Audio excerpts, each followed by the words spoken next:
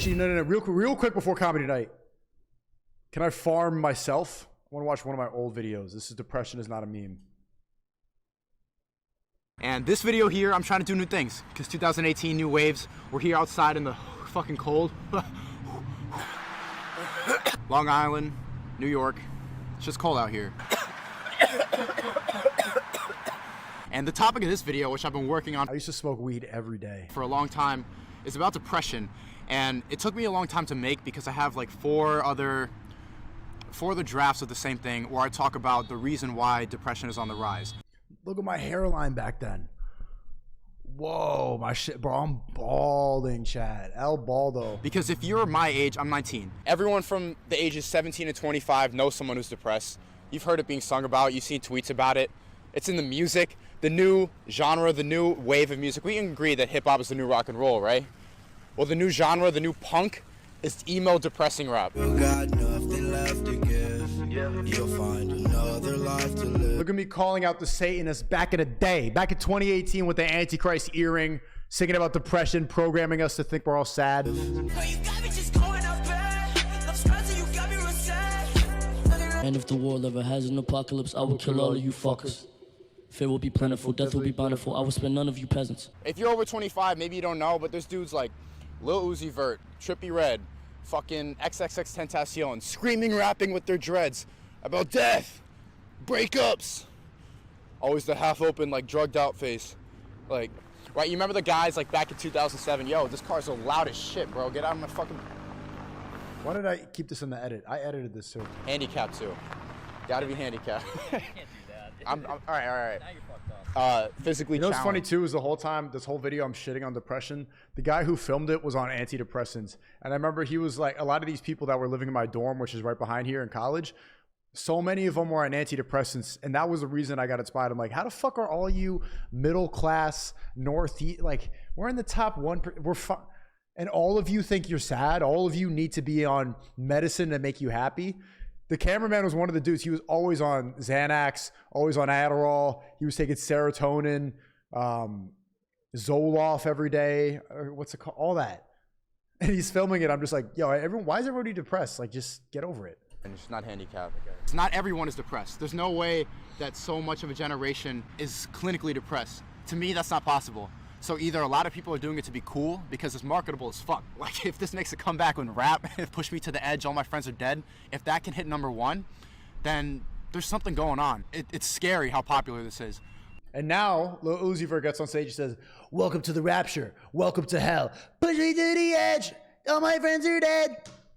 It's called 2018, man. But it can't just be that everybody is feeling the same exact symptoms. There's no way that everyone here is clinically depressed. People spend 9 hours a day on their phones. People spend 5 hours laying on their side. Binge watching, man. Everyone binge watches, which is a symptom of depression. Like honestly, if you 10 years ago you said someone was gonna lay down here on their side, on their bed, watching their laptop like this, eating junk food, it's like, are you okay? Is something wrong with you? You need to speak to someone? It's so big at this point that it's marketable. Depression is so big for people my age, 17 to 25, that it's selling.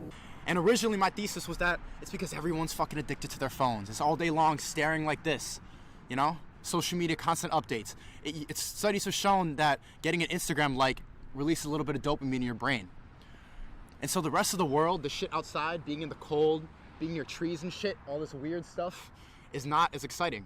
The rest of the world is dull compared to what it is online. And so kids are getting depressed. Like, honestly, the rest of the world is not as stimulating. And that was my thesis. That was my reasoning, is that teens are like on their phones for 9 hours a day now, on average. Teenagers in the United States on their phone for 9 hours. And they feel symptoms of depression. They're in a situation where you can fix some of your problems, and not all of them are related to depression. There's no way that everything wrong with you is a symptom of depression. I really like watching this video back now because I was depressed for like 3 years before this. And I don't know if you guys remember, this was the first video I uploaded in, I think it was almost a year. And then it was 3 years where I was inconsistent. And this was actually the start. After I dropped this video, banger, banger, banger, banger, I started, even though it was like maybe every 2-3 weeks, this is when I started catching momentum again. So I made this video basically shitting on my old mindset. And then everything changed after that. I've been depressed. Like, I've been going through my own shit. I mean, you saw my last video. It's all about lifting. It's all about confidence. It's been about 2 years since I lifted a barbell, and I made some decent progress. I can deadlift some decent weight now. Look at this. Come on. Let's go.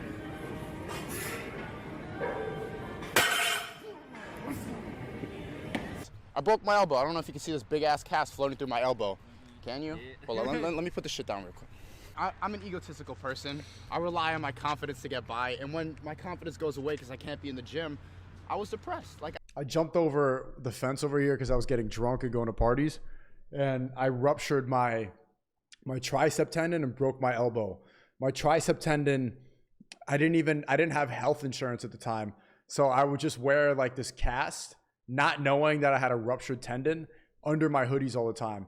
And right then I was decent weight because I had been lifting a lot. I kind of have like Bud Light beer face, but after this I got so skinny because I wasn't eating right. I was drinking and smoking all the time. Couldn't hit the gym. This was like a difficult. Imagine like you get all your confidence from the gym and then you can't go anymore. I'd be laying in bed all break. We had a month-long break in college. This shit's too long. I ruptured my tricep tendon and broke my elbow. I could have taken the Percocets that they gave me for my surgery. I could have wallowed in my pain. I could have wallowed in my sorrow. L drugs. I decided that I wasn't gonna wallow in my pain. I'm gonna go to the gym anyway. I'm gonna do Chad, stop saying sticko. fucking legs and abs. I'm gonna work around this, is what I thought. Because someone like me, I think all the time that there's probably something wrong with me. There's always some nagging thoughts in my brain. Maybe there's something. I try to ignore it. It's easy now to wallow in the self-pity. It's easy now to wallow in sadness. I've been there. And for people like me, it's not depression. It's not. I'm not a depressed person. I'm overall not a sad person. I could if I wanted to, because we're at the point where it's normalized by music. It's normalized by our society. Don't lie there for 5 hours on your side watching Netflix. Don't just lay there and get drunk and stoned all day. Right? Don't see a car and think about jumping in front, you know? Stay positive. Because a lot of you out there, you're not depressed. You really do need to get over it. Yeah, the haircut was pretty bad, huh? But I'm cooking. And I remember back then reading the comments and people are upset, like, you sound like a boomer. Like, what do you mean just get over it? I'm sad. And I kind of like dialed it back. I remember wanting to red pill so bad back then and kind of getting held back by some of the comments. How did you get less Asian? I don't know. I couldn't tell you.